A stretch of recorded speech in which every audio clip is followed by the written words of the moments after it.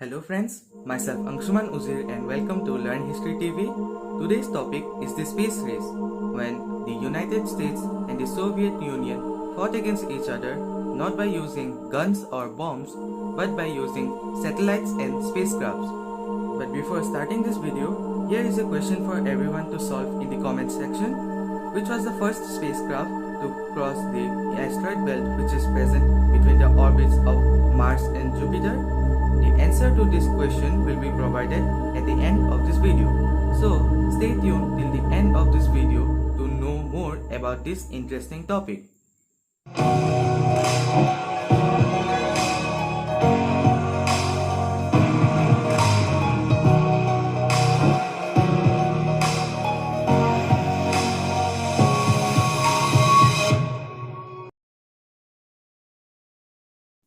The space race began even before the Cold War.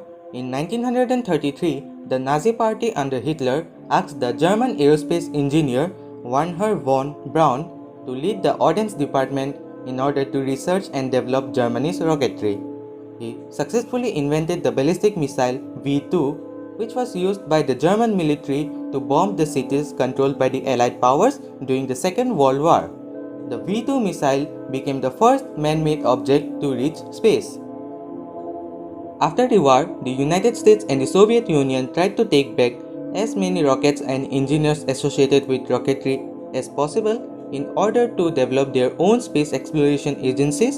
Soon, Braun migrated to the United States and he became an important member of the American Space Agency, NASA. On the other hand, the Ukrainian rocket engineer Sergei Korolev led the Soviet space agency INTERCOSMOS in order to compete against NASA.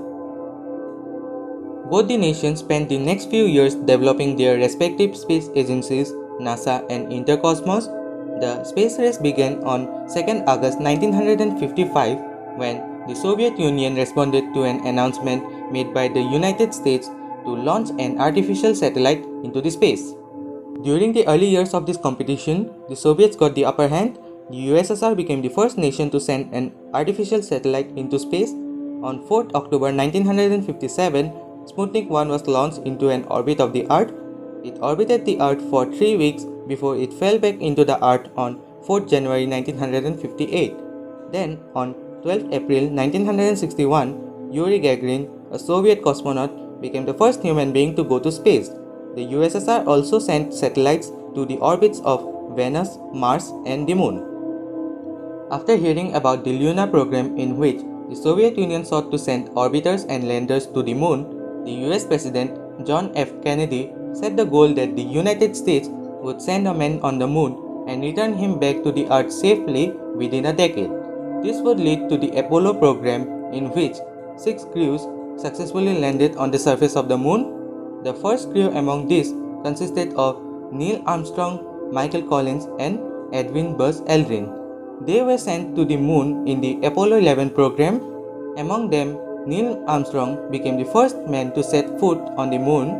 2 members of the crew, Neil Armstrong and Edward Aldrin, landed on the Moon on 16 July 1969. Before the Americans, the Soviets also tried to launch Soyuz 1 and Soyuz 2 with the aim of landing a man on the Moon in the future. But both of them were disasters. This, along with the launchpad explosion of the N-1 rockets, forced the Soviets to stall their space programs for a few years, giving enough time to the Americans to get the upper hand in the space race. After losing the race to the Moon, the USSR decided to launch orbital space stations into the Earth's orbit. After some initial failures, the Soyuz 11 crew was able to dock at the space station Salyut 1. But this event won't have a happy ending, as soon the crew members died due to lack of oxygen and loss of pressure in the cabin of the space station. Soon, the US also launched its own orbital workstation Skylab on 14 May 1973. The crew of Skylab set a human endurance record by staying in the Earth's orbit for 84 days before returning to the Earth on 11 July 1979. But soon, the Soviets launched Salyut 4, which broke the record of Skylab, as a new record of 92 days was set. Salyut 7, which was designed for making life possible for a longer duration, set another record of 816 days.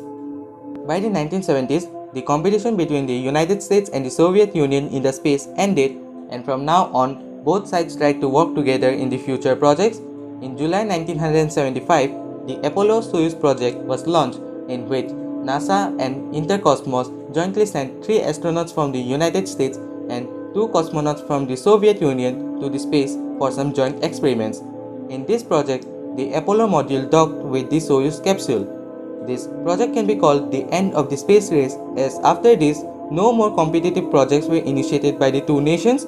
In fact, they kept on working together, as in the case of the Shuttle Mir program and the International Space Station.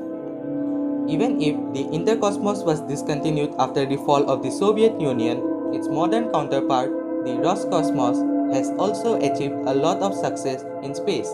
NASA still continues to explore the space. It had conducted many successful projects such as the New Horizons, which had enhanced our knowledge about the space.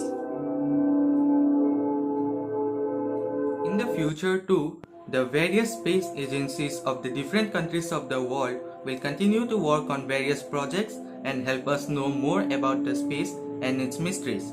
But we all must remember how a competition between two geopolitical adversaries led to the creation of a new branch of science, after which the sky is no longer the limit for humanity. So, the answer to the question asked at the beginning of this video is Pioneer 10. With this, I would like to conclude this video. Please like and share this video if you like my work. Also, subscribe to the channel in order to help the channel grow. And at last, thank you for watching this video.